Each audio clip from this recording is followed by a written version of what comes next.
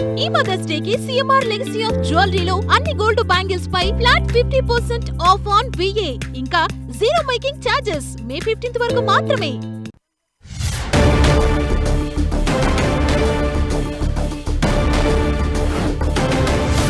ఏడాదిన్నరలోగా కొడంగల్కు కృష్ణా జలాలను తీసుకొస్తామని సీఎం రేవంత్ రెడ్డి తెలిపారు. తన సొంత నియోజకవర్గంలో పర్యటించిన సీఎం రేవంత్ రెడ్డి కొడంగల్లోని శ్రీ వెంకటేశ్వర స్వామి ఆలయ పునర్నిర్మాణ పనులకు శంకుస్థాపన చేశారు. దౌలతాబాద్ వెంకటేశ్వర స్వామి ఆలయం, కోస్గిలో వేణుగోపాల ఆలయ అభివృద్ధి పనులను ప్రారంభించారు.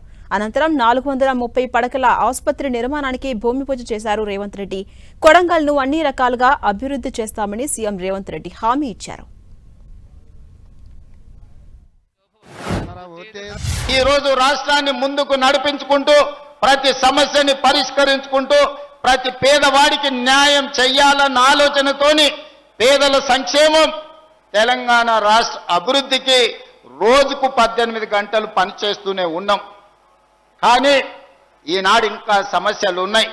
సాగునీరు కావచ్చు, తాగునీరు కావచ్చు, విద్య కావచ్చు, వైద్యం కావచ్చు, పేదలకు అందించే రేషన్ కార్డు కావచ్చు, ఇందిరమ్మ ఇండ్లు కావచ్చు, షాదీ ముబారక్ కావచ్చు, కళ్యాణ లక్ష్మి కావచ్చు, ఇవన్నీ కూడా పేదల సంక్షేమం కోసం, పేదల అభివృద్ధి కోసం, పేద విద్యార్థుల చదువుల కోసం, పేదల వైద్యం కోసం ఈ రోజు మన ప్రభుత్వం పనిచేస్తుంది. మక్తల్ నారాయణపేట కొడంగల్ ప్రాజెక్టును పూర్తి చేస్తే మా శ్రీహరి నియోజకవర్గం, మా నారాయణపేట, మా కొడంగల్కు ఇవాళ కృష్ణానది జలాలు రావాలి. ఏడాదిన్నర తిరిగే లోపల మీరు ఎట్టి పరిస్థితుల పనులను పూర్తి చేసి కృష్ణానది జలాలు కొడంగల్ భూములు తడవాలి. మీరు స్వయంగా ప్రతి నెల సమీక్ష చెయ్యాలి. భూసేకరణ మొత్తం చేసినాం, అనుమతులు అన్ని తెచ్చినాం, ఇక పనులు ముందుకు పోవాలి. ఇవాళ ఏ అడ్డంకి లేదు. నిధులు ఎప్పుడు కావాలనే సగం రాత్రైనా విడుదల చేయడానికి నేను సిద్ధంగా రెడీగా ఉన్నా.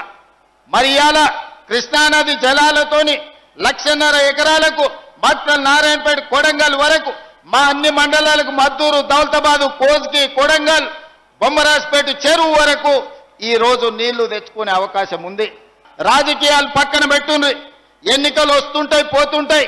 75 ఏళ్ల నుంచి ఎన్నోసార్లు పోటీ చేసినాం. ఎన్నోసార్లు గుడెన్న గెలిచింది, లేకపోతే గడెన్న గెలిచింది. ఎవరు గెలిచినా అధికారంలో మనం లేకపోవడం వల్ల, కొడంగల్కు పెద్ద కుర్చీ లేకపోవడం వల్ల మనకు నీళ్లు తెచ్చుకోలేకపోయినాం, నిధులు తెచ్చుకోలేకపోయినాం, బడి తెచ్చుకోలేకపోయినాం, గుడి కట్టుకోలేకపోయినాం. మరి ఇవాళ మీ ఆశీర్వాదంతో పెద్ద కుర్చీ కొడంగల్కు కదిలొచ్చింది.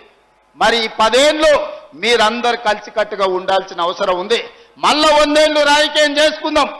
2034 వరకు మన కొడంగల్ నియోజకవర్గంలో రాజకీయాలు, గుంపులు, గ్రూపులు పక్కన పెట్టండి.